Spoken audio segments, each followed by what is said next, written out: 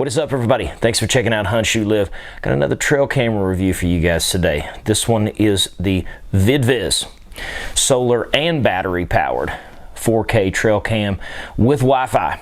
Now I've got lots of specs that we're going to go over for this, and then we'll jump into actually showing you footage of the pictures and the images from the field. I'll give you my final thoughts and all that, but let's do the specs first. So when you get this in, it comes in this box, and as you can expect, you got your trail cam, user manual, Type-C port to connect this to your computer if you did want to do that. You've got some mounting hardware if you wanted to use that. I just used the strap.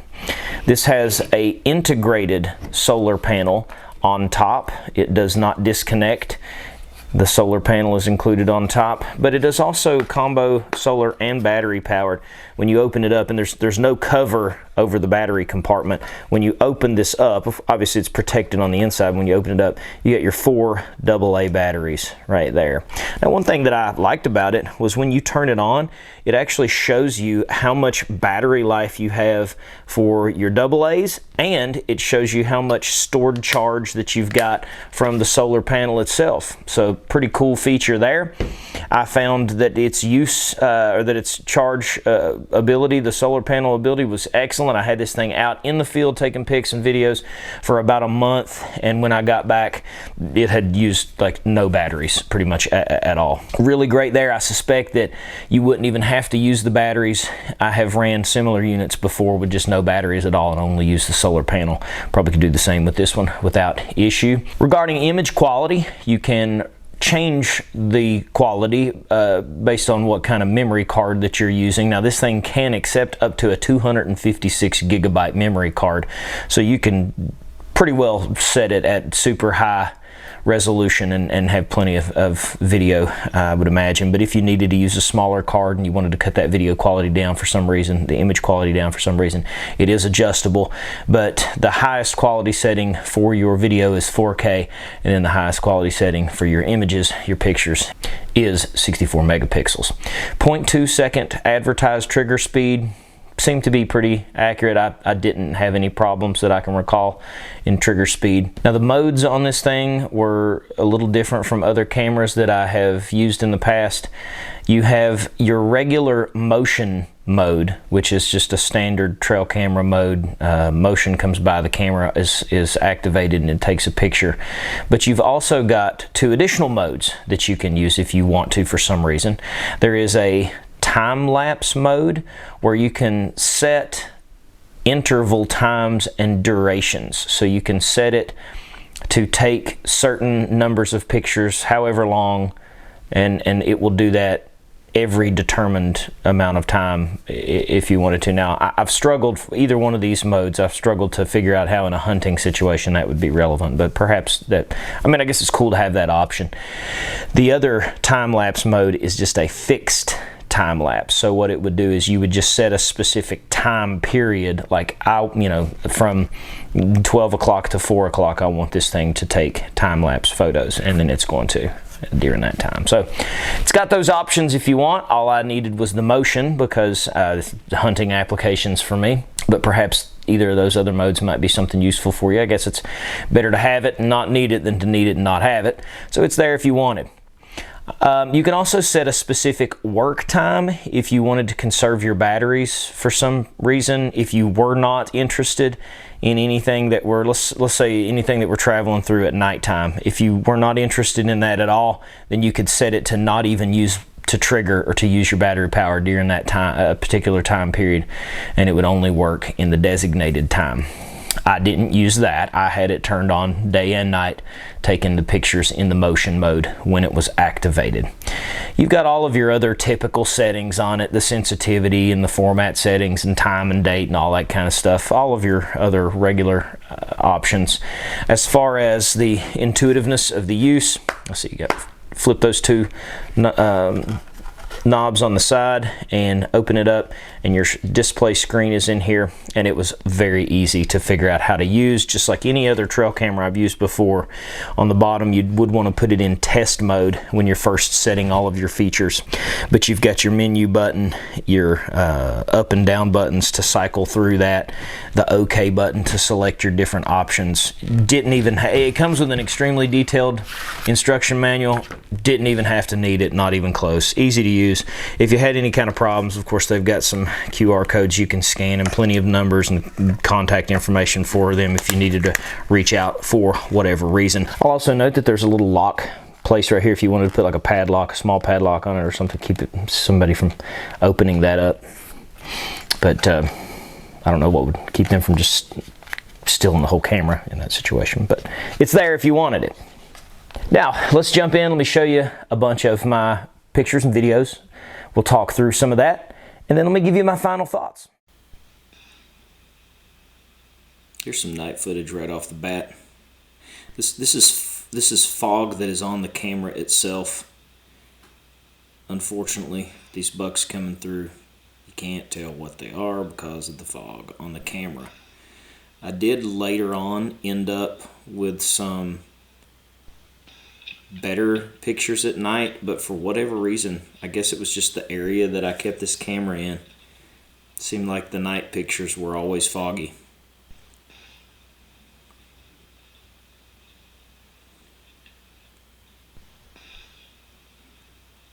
Point out the battery charge indicator over there on the left side. You can see that it's got both the batteries and the solar charge indicated. Good daytime view here. Get a good idea of how clear the video quality is.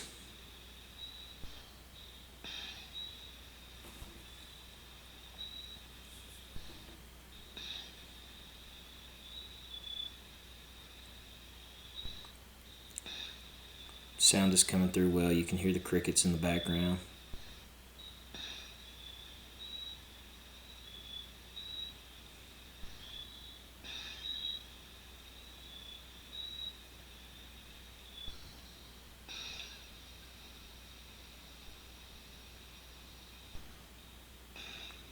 Back to that daggone night footage, you know, so it triggers, but the camera is just covered in the condensation, the fog, for whatever reason.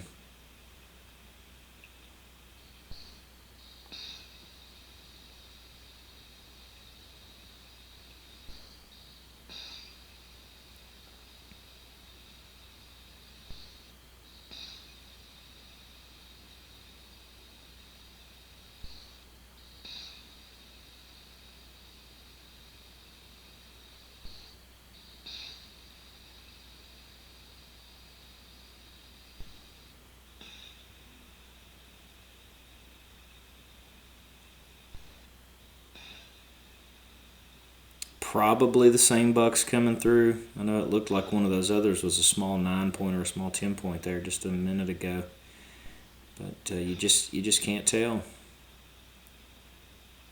Very frustrating.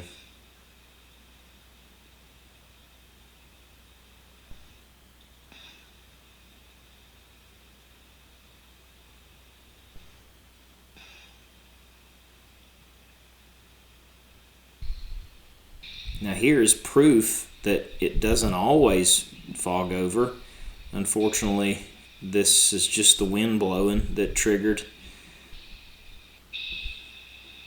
But at least it shows that it does record clearly at night when it's not fogged up. So there you go. You could see quality's good. Image quality is good. I was a little, I'd say the two main disappointing things. One was evident in the videos that I showed you.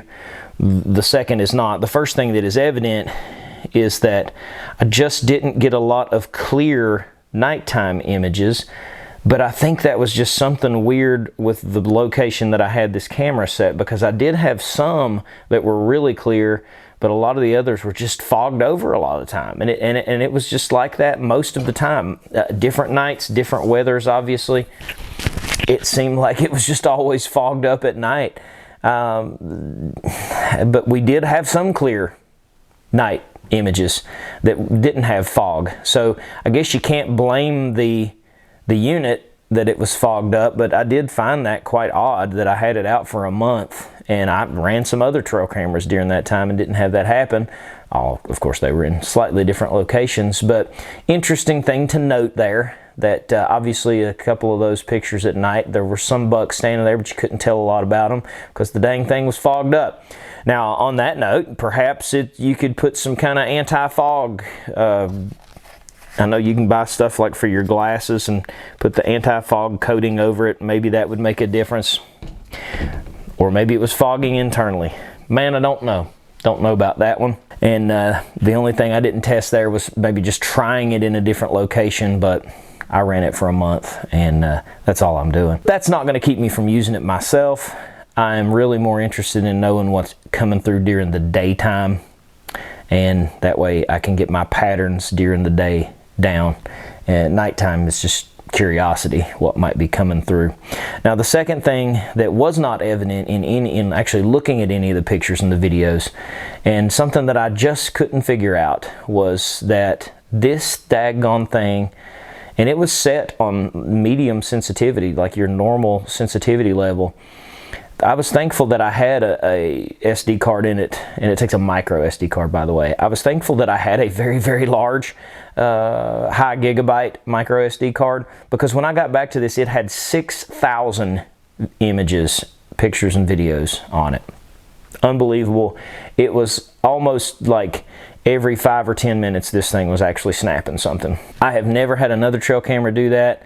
I checked my mode. I didn't have anything weird time-lapse or anything. I did have the motion detection mode on. So the only thing that I could have maybe played with there was turning the sensitivity on down to low sensitivity, and perhaps that would have made a difference. I think it didn't cause me... The only frustrating thing, I guess, there was just because I did have a larger memory card.